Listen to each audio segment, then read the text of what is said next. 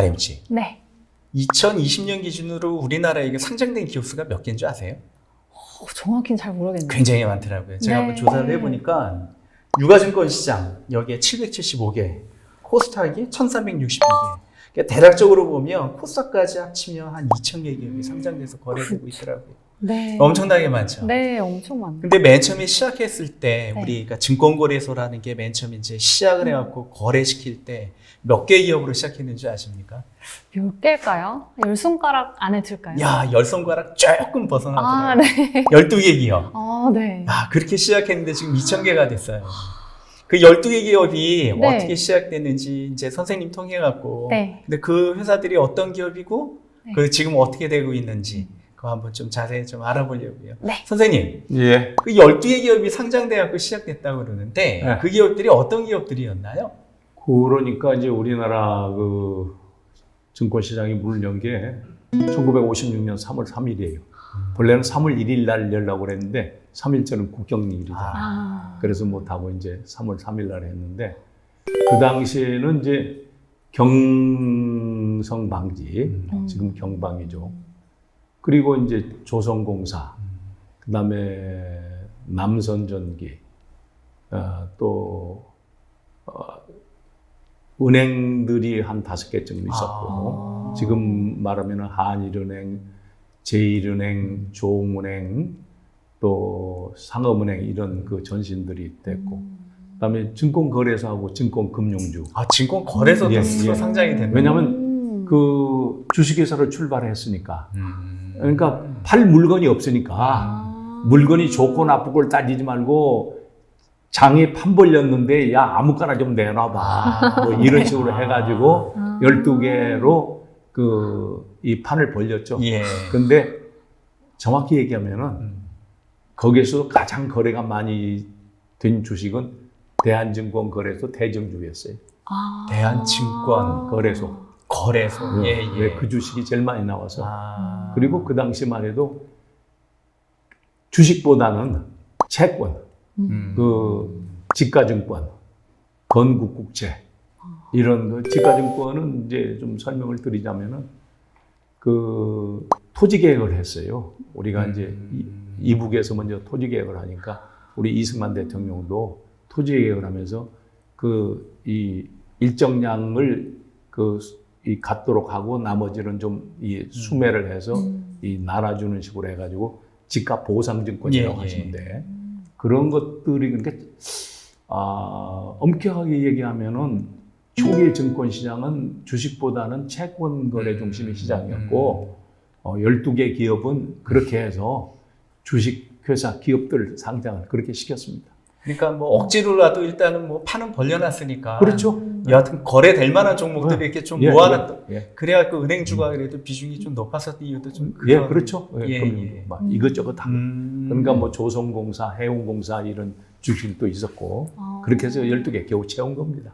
그럼 그 중에 지금까지 남아있는 기업은 몇 개일까요? 지금 남아있는 건 그 경성방직은 사실은 일부 일제하에 거래되던 조선증권 추인소 때도 상장돼 있었고 지금은 이제 경성방직 경방으로 남아있고 예. 거래는 안 되지만 증권거래소가 이제 회원제로 되면서 그건 없어졌고 증금도 이제 시스템이 바뀌었고 그 다음에 이제 나머지는 이제 은행 주식들이 승계가 됐죠. 네. 근데 아시다시피 은행들이 IMF 이후에 간판이 다 바뀌었잖아요. 예, 예. 조흥은행은 신탁은행으로 합수되고 제일은행은 스탠다드 차터드 SC 제일은행으로 바뀌고 상업은행하고 한일은행은 우리은행으로 바뀌어버리고 그 다음에 이제 그 시중은행이 다 없어진 거예요. 예. 이름이. 뭐 이제 국책은행 비슷하게 됐던 KB증 그 은행, 네. 국민은행, 국민은행. 주택은행과 합하고 장기신은행 합한 게 지금 와 있고 그렇죠. 그런 종목들이 지금도 거래소에서 거래는 되고 있습니다. 그래도 뭐 이름만 변경됐을 뿐이지 네. 그 소갈맹이를 들여다보면 아직까지 그 명맥은 좀 있다고 볼 수는 그렇죠. 있네요. 그런데 IMF에 완전히 바뀐 게 국민은행은 우리 국민의 은행이 아니에요. 외국인의 은행이에요. 어떤 의미에서 지금? 대주주가 외국인인데 아, 지분율이 높다. 네. 외국인의 지분율이 30% 높다. 이상 그건 40%될 거예요. 외국인들은. 말이 국민은행이지 외인은행. 외국인은행. 아, 이제까지 몰랐던 사실이네요. 우리나라 기관 산업의 상당 부분들이 외국인 투자가들이 이제 90년대 초반부터 시장 개방해서 그렇게 바뀌고 또 IMF 겪고 하면서 뭐 사실 별로 실속이 없어요. 그 얘기를 계속 좀 진행하다 보면 12개 기업이 지금 2,000개까지 지금 네. 상장 기업이 늘어난 건데 예. 선생님 그 양력을 보면 예. 예전에 그 상장 쪽에도 상장 심사 쪽이죠. 아, 이제 그쪽에도 제가- 좀 경험이 있는 걸로 알고 있는데 그때 뭐 상장 심사할 때 좀 에피소드 같은 게 없었나요? 그게 이렇죠. 그 코스닥 시장을 이제 맨 처음에 출발할 때 제가 좀 관여를 했었고 그 당시에 이제 제가 코스닥 시장의 심사를 담당하는 제가 이제 그 당시에 증권업계 전무로 있으면서 상장 그 심사 실무부서를 제가 관장을 하고 있었어요. 그래서 그 당시에 이제 위원장은 서강대 교수하던 최훈열 교수가 위원장을 하고 제가 이제 부위원장을 하면서 실무를 다 이제 그 우리 회계사들 데리고 그걸 하고 있었는데 그때는 코스닥 시장이 처음에 할 때 하이 리스크 하이 리턴 그 모험 기업 시장이라는 게 조금은 그 투자가들이 리스크를 좀 떠안더라도 고수익을 지향한다는 그런 거거든요. 그래서 웬만하면 그냥 상장시켜주자. 그리고 미래 가치를 보자. 예. 기존에 이제 우리 거래소 시장, 지금 코스피 시장, 코스닥 시장 하는데 코스피 시장 그때 이제 거래소 시장이라고 그러고 그건 이제 증권 거래소가 있고 예. 코스닥 시장은 저희 증권협회 안에 있었어요. 그런데 이제 그걸 심사를 할 때 뭐 조금 지금은 뭐 수익이 안 나지만 앞으로 괜찮을 것 같아. 그러니까 향후 성장성 같은 걸 그렇죠. 본다는 뜻이죠. 예. 그리고 이제 미국에도 나스닥 시장이 기술주 시장이거든요. 그러면 기술을 개발하려면 뭐가 필요합니까? 돈이 필요하잖아요. 네. 그러니까 기술을 개발하기 위한 자금을 해주기 위해서 코스닥 시장이 필요하다. 나스닥 시장처럼. 거기에 착안했기 때문에 뭐 그건 투자가들 왜 투자는 뭐 자신의 판단과 책임으로 하잖아요. 아, 네. 그리고 저 투자 결정은 네가 해라. 왜 남한테 하지 말고. 그럼 당신이 책임지고 당신의 리스크를 떠안고 나중에 과실도 당신이 가져가라. 이런 식으로 하는 거죠. 그럼 코스피 그러니까 유가증권 시장 쪽에서 상장 심사하고 네. 코스닥 시장 쪽에서의 상장 심사하고는 기준이 완전히 달랐죠. 네. 네. 어떤 측면에서 많이 달라요? 아니 이제 유가증권 시장 같은 경우는 자본금이 얼마, 그 다음에 지금도 이제 그 코스닥 시장은 이제 그게 이제 바뀌었습니다만 초기에는 그런 것보다는 미래 가치, 그러니까 미시익 이련도 미시익 실현 이익도 그 어떤 가치를 해서 그러니까 이제 회계사들로 계산을 해봐야죠. 그렇게 해서 그걸 인정해주는 조건으로 해서 그 엔터테인먼트 같은 회사들이 뭐가 있겠어요? 그렇죠. 아, 예. 네. 사람뿐이 없잖아요. 예. 네. 아이디어하고. 예. 그러니까 우리나라가 이만큼 발전한 데는 우리 한국 사람들의 아이디어가 발전시킨 거거든요. 그걸 우리가 그 아이디어를 현실화시키는데 돈을 대준다. 그래서 이제 바이오 서울대학교 교수하던 서정상 교수가 하는 그 이름이 마크로젠 이런 것도 이익은 안 났는데 그 우리나라 유전자 분해해가지고 앞으로 하겠다. 거기도 이익 안 나지만 가능성 있는 모험 기업이다. 이게 모험을 평가할 때는 그 지금 유가증권 시장 코스피처럼 기존에 실현된 우리가 유가증권 투자할 때 제일 중요한 게 뭐예요? 퍼잖아요. 예. 프라이스 어닝 레이쇼. 그 주당 수익 가치가 얼마인가. 근데 그건 코스닥 시장에는 해당이 안 되는 거죠. 글쎄, 근데 그때 그거를 되게 고민을 많이 하셨을 것 같아요. 네.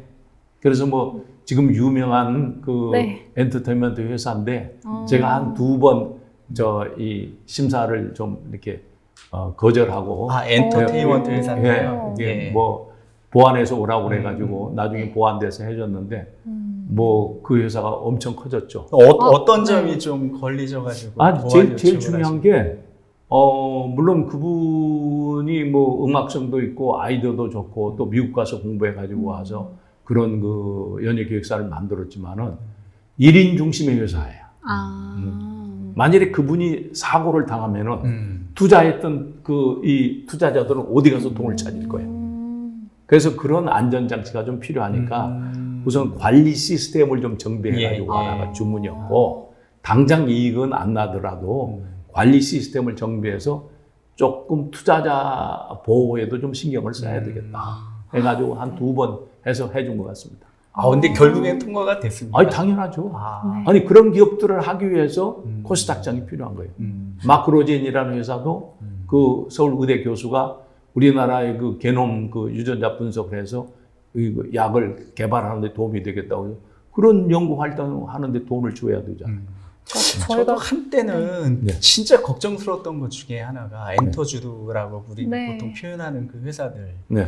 그 유명한 그 연예인이 거기 소속돼 있잖아요. 네. 소속사 옮기면 어떻게 되나 저게. 그쵸. 저희 걱정이 크죠. 그 기업의 가치가 이제 변하는 건데 그런 걱정이 좀 되긴 하더라고요.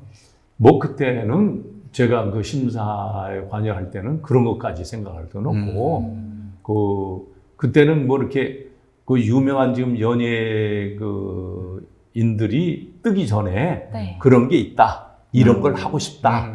그러면 거기 대주주이고 그 이 총괄 프로듀서를 우리가 신뢰할 수 있느냐 없느냐가 문제였지, 무슨 뭐 주니어가 어떻고 뭐 이런 건 아니었어요. 네. 근데 사실 저희가 투자할 때도 선생님의 기준을 적용하면 좋을 것 같다는 생각이 들었어요. 그럼요. 네. 예. 그리고 뭐 당시에 선생님의 그런 그 발상의 전환, 네. 뭐 그런 게 있어갖고 지금의 뭐 코스닥 시장 지금 뭐 1,300여 개가 지금 뭐 그렇죠. 상장이 돼가지고 거래가 되고 있으니까요. 그동안에 이제 1,300개인데 코스닥 시장에는 그 명멸이 많았죠.